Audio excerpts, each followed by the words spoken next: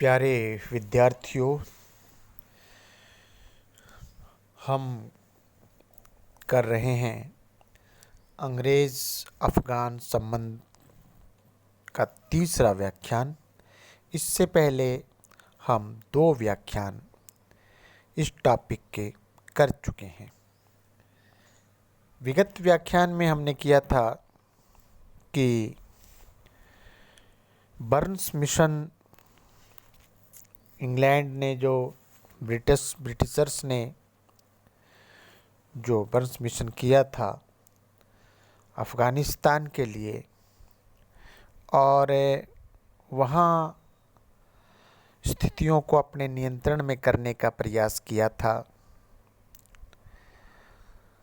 लेकिन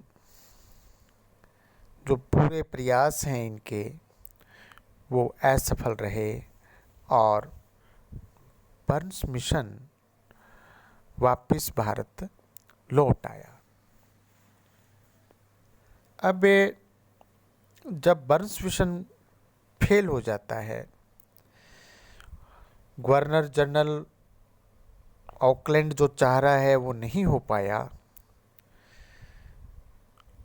और अब ऑकलैंड ने जो ये प्रयास जो भी किए वो जब असफल रहे तो उसके सामने अब 3 विकल्प थे। 3 विकल्पों में पहला विकल्प अफ़गानिस्तान और ईरान को उसके भाग्य पर छोड़ देना तथा अंग्रेज़ों को अपनी शक्ति सिंध पर केंद्रित करना चाहिए। एक विकल्प तो यह था कि अभी तक अंग्रेज़ जो चाह रहे थे कि अफ़गानिस्तान में अपनी शक्ति संगठित करें, वहाँ केंद्रित करें, अब उसके स्थान पर अंग्रेज़ के सामने ये विकल्प था, ऑकलैंड के सामने ये विकल्प था कि वह सिंध के अंदर अपना जो पावर है वो सेंटर्ड करें। दूसरा, काबुल व कंधार को आर्थिक सहायता देकर अफ़गानिस्तान को रूस के नियंत्रण से बचाया जाए। यह दूसरा विकल्प था। काबुल कंधार को आर्थिक सहायता देकर, काबुल कंधार अफ़गानिस्तान में स्थित है विद्यार्थियों, आप जानते हैं, तो काबुल कंधार को आर्थिक सहायता देकर अफ़गानिस्तान को रूस के नियंत्रण में जाने से बचाया जाए। तीसरा जो विकल्प है ऑकलैंड के सामने, पंजाब के महाराजा रणजीत सिंह को शाह शुजा के नेतृत्व में सेना के साथ अफ़गानिस्तान पर आक्रमण करने के लिए भेजा जाए। लेकिन यहाँ प्रश्न यह उठता है तीसरे विकल्प में कि दूसरों के कार्य हेतु रणजीत सिंह अफ़गानिस्तान के अभियान पर क्यों जाएंगे जब तक उनका कोई निजी स्वार्थ नहीं होगा। अतः अंतिम रूप से ऑकलैंड ने स्वयं इस कार्य को संपादित करने का निर्णय किया। किस कार्य को? जो तीसरे विकल्प में रणजीत सिंह और शाह शुजा दोनों सेना लेकर के जाएं, सेना को जो लीड है वो शाह शुजा करे और अफ़गानिस्तान पर आक्रमण करें। यहाँ अब ऑकलैंड ने सोचा है कि वो स्वयं शाह शुजा के साथ में सैन्य अभियान करेगा, और 13 अगस्त 1838 को उसने ब्रिटिश सरकार के पास, वहाँ की जो होम मिनिस्ट्री है उसके पास, इस आशय की स्वीकृति हेतु पत्र लिखा। योजना की क्रियान्विति के लिए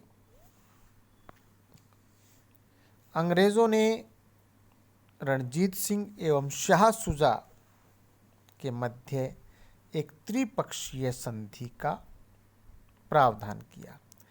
3 पक्ष हैं, पहला अंग्रेज, दूसरा रणजीत सिंह और तीसरा अफगानिस्तान का भगोड़ा शासक शाह शुजा। प्रारंभ में महाराजा रणजीत सिंह पंजाब के महाराजा, पंजाब का शासक इसके लिए तैयार नहीं थे, लेकिन अंग्रेज़ों ने जब उन्हें सूचित किया कि वे इस अभियान में भाग लें, इस संधि में भाग लें अथवा न लें, यह अभियान तो होगा ही, तो वे शाह शुजा के साथ अपनी संधि में कुछ संशोधन को तैयार हो गए तथा बरकजइयों को निर्मूल करने के लिए त्रिदलीय त्रिपक्षीय संधि निर्णित हो गई। संधि के कुछ महत्वपूर्ण प्रावधानों का उल्लेख हम यहाँ कर रहे हैं।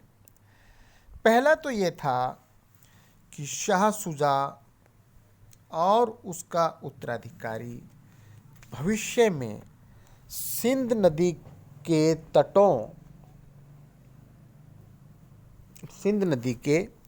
तटों के दोनों क्षेत्रों पर अधिकार की मांग नहीं करेंगे तथा पेशावर महाराजा रणजीत सिंह के अधिकार में रहेगा। यह संधि का पहला भाग, पहला बिंदु। दूसरा बिंदु, महाराजा रणजीत सिंह का क्षेत्र जहां सिंधु नदी, महाराजा रणजीत सिंह का क्षेत्र जहां सिंधु नदी से लगा हुआ है, वहां सिंधु नदी पर उनका अधिकार रहेगा। तीसरा बिंदु, अंग्रेज व सिखों के बीच का समझौता शाह शुजा को मान्य होगा। चौथा बिंदु, काबुल अफगानिस्तान, काबुल की गद्दी शाह शुजा को दिलाने के लिए महाराजा रणजीत सिंह की तरफ से 500 सैनिक भाग लेंगे और इस सैन्य सहायता के बदले महाराजा 2 लाख रुपए महाराजा को पेड किया जाएगा। पांचवा बिंदु विद्यार्थियों, अंग्रेजों व सिखों की अनुमति के बिना शाह शुजा किसी विदेशी शक्ति से संबंध नहीं रखेगा। छठा बिंदु, वह अपने क्षेत्र से यानी कि अफगानिस्तान से, अपने क्षेत्र से होकर किसी विदेशी सेना को रास्ता नहीं देगा। सातवां बिंदु, हिरात स्वतंत्र रहेगा। आठवां बिंदु, काबुल में शाह शुजा के पास एक राजदूत भेजा जाएगा। इस प्रकार त्रिसंधीय संधि हुई और अफगान युद्ध का एक सूत्रपात कहें, अंग्रेज अफगान युद्ध की एक तैयारी इसको हम कह सकते हैं। अब 1 अक्टूबर 1883 को शिमला में गवर्नर जनरल ने वहाँ से एक घोषणा पत्र जारी किया और उससे यह युद्ध का जो औचित्य, युद्ध की जो तैयारी अंग्रेज कर रहे हैं, इस युद्ध का औचित्य सिद्ध करने का उसके अंदर प्रयास किया ताकि भारत में और इंग्लैंड में उनके इस सैन्य अभियान पर कोई संदेह ना हो, कोई उंगली ना उठे, कोई प्रश्नवाचक चिन्ह ना लगे। यह अभिप्रेत युद्ध के सरकारी समर्थन के तौर पर जारी किया गया था। शिमला घोषणा पत्र जो युद्ध की तैयारी कर रहे थे उसके जस्टिफिकेशन के लिए यह था। इसमें अफगानिस्तान के शासक दोस्त मोहम्मद के विचारों और व्यवहार का गलत रूप से वर्णन किया गया और दोस्त मोहम्मद पर झूठे आरोप लगाए गए। शिमला घोषणा पत्र में झूठी बातों के ढेर, यूं कहें झूठी बातों का पुलिंदा था वो। गवर्नर जनरल ने दोस्त मोहम्मद के पुराने मित्र पर अकारण आक्रमण के संबंध में जो मंतव्य प्रकट किया था वह उस कहानी जैसी थी जिस कहानी में भेड़ के बच्चे के विरुद्ध भेड़िए द्वारा शिकायत की गई थी। घोषणा में रूस का कहीं जिक्र नहीं था एवं ईरान को अतिक्रमण के लिए दोषी ठहराया गया, जबकि हिरात पर ईरान का घेरा बहुत पहले ही समाप्त हो चुका था।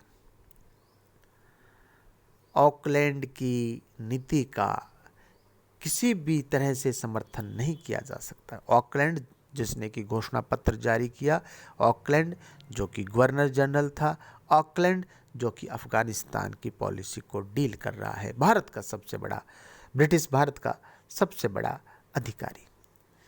अफगानिस्तान के स्वतंत्र शासक की हैसियत से दोस्त मोहम्मद को इसका अधिकार था कि वह अपनी ओर ईरानी, रूसी किसी भी शक्ति से सहायता करे, किसी भी शक्ति से सहायता प्राप्त करे, किसी भी शक्ति से संधि करे, भले ही वह ब्रिटिश हितों के लिए हानिकारक हो, क्योंकि वह एक स्वयं में प्रभुसत्ता है, संप्रभु शासक है दोस्त मोहम्मद।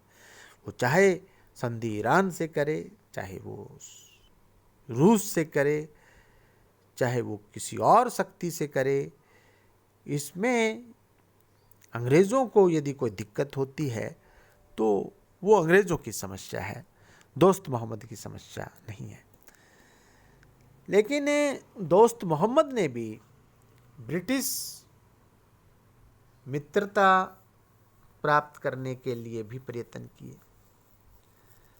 तथा अपने प्रयत्नों की विफलता के बाद ही उसने ईरान व रूस की संधि स्वीकार करने का निर्णय किया था। ईरानियों के सितंबर 1838 में हिरात से हट जाने के बाद ब्रिटिश हितों के लिए खतरे के रूप में ईरानी आक्रमण का लचर बहाना बिल्कुल कमजोर पड़ गया था। तो ईरानी और रूसी दोनों के ही आक्रमण के जो कारण शिमला घोषणा पत्र में गवर्नर जनरल ऑकलैंड ने बताए, वो दोनों ही कारण जो है वो बहुत कमज़ोर थे और जैसा कि स्लाइड में मैंने लिखा है वो एक लचर बहाना था। इससे ऑकलैंड द्वारा पेश किए गए समर्थन के जो सभी कारण हैं वो एकदम हवाई वाले कारण और सिंधु के पार का जो आक्रमण का जो वो सोच रहा है वो उसकी मूर्खता और अपराध में परिणित हो गया। ये हम आगे बाद में हम पढ़ेंगे कि क्यों ये मूर्खता रही। जहाँ तक रूसी एजेंट का सवाल है, रूस ने जो उनका अफ़गानिस्तान में राजदूत था, एम्बेसडर एजेंट था, उसको वापस बुला लिया था। अफ़गानिस्तान के प्रति उग्र नीति निर्धारण के उत्तरदायित्व से ऑकलैंड को मुक्त करने के लिए बहुधा तर्क दिया जाता है कि इंग्लैंड के विदेश मंत्री पामर्स्टन तथा बोर्ड ऑफ कंट्रोल के अध्यक्ष हब हाउस तथा एलन बेरो ने रूस के बढ़ते हुए प्रभाव को रोकने के लिए यह नीति अपनाने के लिए कहा था। किंतु विद्यार्थियों, ध्यान रखने योग्य बात है कि इंग्लैंड सरकार का लक्ष्य रूस का ईरान पर प्रभुत्व स्थापना को रोकना था। उस समय रूस अफगानिस्तान पर प्रभुत्व स्थापित करने की नहीं सोच रहा था। इंग्लैंड के विरोध करने पर रूस ने अपने दूत को ईरान तथा अफगानिस्तान से वापस बुला लिया था। अंत में कहना होगा कि भारत का जो गवर्नर जनरल, ब्रिटिश भारत का गवर्नर जनरल उस समय परिस्थितियों का सही आकलन नहीं कर पाया और 1838 में उसने अफगानों के विरुद्ध युद्ध की घोषणा कर दी। शेष अगले व्याख्यान में। बहुत बहुत धन्यवाद।